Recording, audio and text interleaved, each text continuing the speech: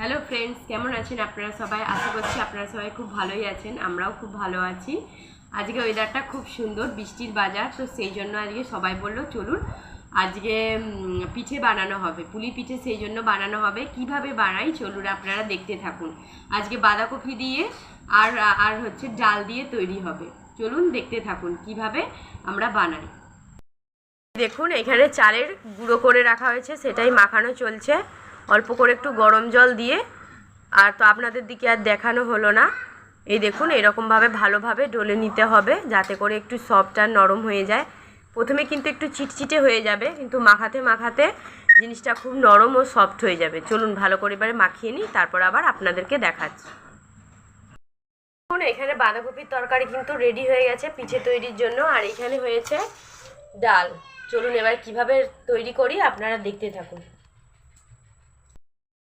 এইবারে এই যে খিলি তৈরি করা শুরু হয়ে গিয়েছে। এই দেখুন অল্প করে একটু নিতে হবে,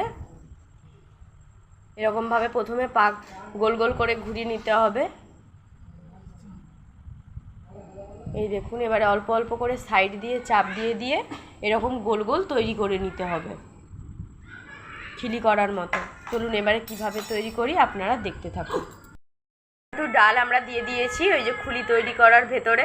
এই দেখুন এবারে এরকম করে চেপে চেপে মুড়ে নিতে হবে, মুখটাকে পুরো বন্ধ করে দিতে হবে সাইড থেকে গোটাটা। তারপরে এবারে দুটো সাইড এরকম করে ভাঁজ করে দিতে হবে, দিলেই তৈরি হয়ে যাবে টেস্টি পিঠে। এই দেখুন, এই দেখো। চলুন এবারে সবগুলো তৈরি করে নিই, তারপর আবার আপনাদেরকে দেখাচ্ছি।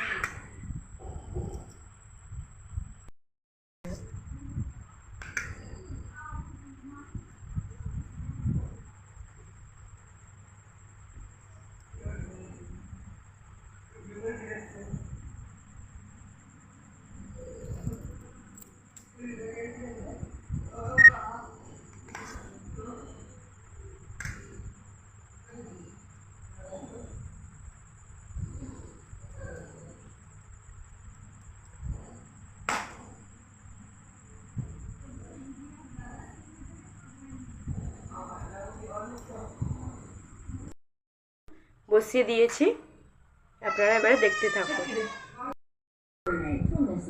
এই দেখুন কতগুলো কিন্তু তৈরি হয়ে গিয়েছে। এই দেখুন এখনও তৈরি করছি।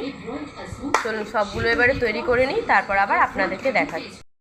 ফুটে গিয়েছে, এই যে ধোয়া বেরিয়ে যাচ্ছে। এরপরে পিঠে যে তৈরি করেছিলাম সেটা এবারে বসিয়ে দেবো, বসিয়ে এবারে ঢাকা দিয়ে দেবো। তারপরে এবারে ভাপটা যাতে না বেরিয়ে যায় ওই জন্য ওপর থেকে ঢাকা দিয়ে দেবো। দিয়ে এবারে নিচে জলটা ফুটতে থাকবে আর ওপর থেকে কিন্তু ভাপটা ওই যে সাইড থেকে বেরোবে, তাহলেই কিন্তু তৈরি হয়ে যাবে। 10-15 মিনিট বসিয়ে রাখলেই তৈরি হয়ে যাবে পিঠে। আপনারা দেখতে থাকুন কিভাবে হয়।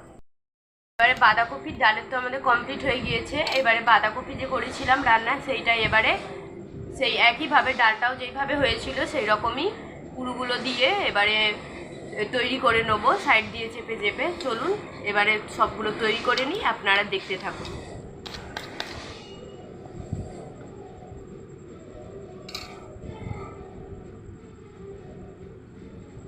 এইভাবে করে প্রত্যেকটা তৈরি করে নেবো একটা একটা করে।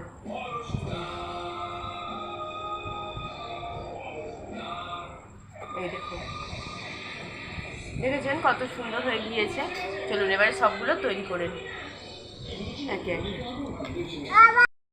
এই দেখুন আমাদের কিন্তু তৈরি হয়ে গিয়েছে, দেখেছেন কত সুন্দরভাবে হয়েছে প্রত্যেকটা।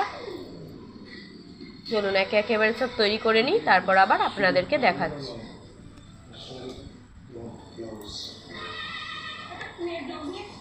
এই দেখুন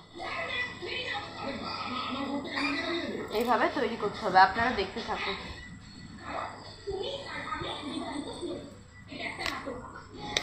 অল্প অল্প করে পুর দিতে হবে, নাহলে কিন্তু সাইড থেকে বেরিয়ে আসতে পারে, সেই জন্য কম কম করে পুর দিয়ে তৈরি করে নিতে হবে।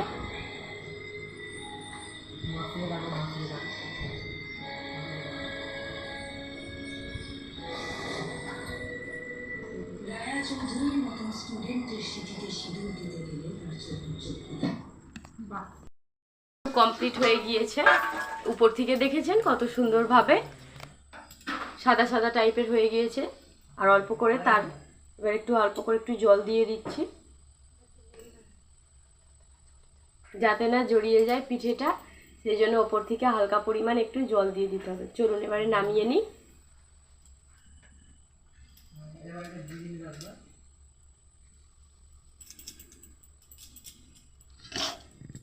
এই দেখুন কত সুন্দরভাবে হচ্ছে, একটার সাথে একটা কিন্তু একটু লেগে নেই, দেখেছেন? এই দেখুন ভালো করে আবার আপনাদেরকে দেখাচ্ছি, প্রচণ্ড কিন্তু খুব গরম, হাতি দেওয়া যাচ্ছে না। এই দেখুন একটুও কিন্তু কিচ্ছু হয়নি, গা দেখেছেন পুরো তেল তেল করছে। এরকম পিঠে কিন্তু খেতে কিন্তু খুবই টেস্টি হয়। এইভাবে আপনারা বানাবেন, তাহলে কিন্তু এরকম পিঠেটা তৈরি হয়ে যায়। এই দেখুন, চলুন আবার যে পিঠেগুলো তৈরি হচ্ছে এইগুলো এবারে আমরা বসিয়ে দেবো, আপনারা দেখতে থাকুন। আমরা কিন্তু বসিয়ে দিচ্ছি পিঠে। এরকম দেখুন কীরকমভাবে এক সাইড থেকে একটা একটা করে নিয়ে ওরকমভাবে দিতে হবে, দেখতে থাকুন। যেহেতু আমাদের ছোট ঝুড়িটা, সেই জন্য কিন্তু বেশি দেবো না, এরকম অল্প পরিমাণ পুরোটা ভর্তি করে দিলেই হয়ে যাবে। এই দেখুন একে একে সব তুলে তুলে এরকমভাবে দিতে হবে। বৃষ্টির দিনে কিন্তু এরকম কিন্তু পিঠে খেতে খুবই ভালো লাগে, মজাদার।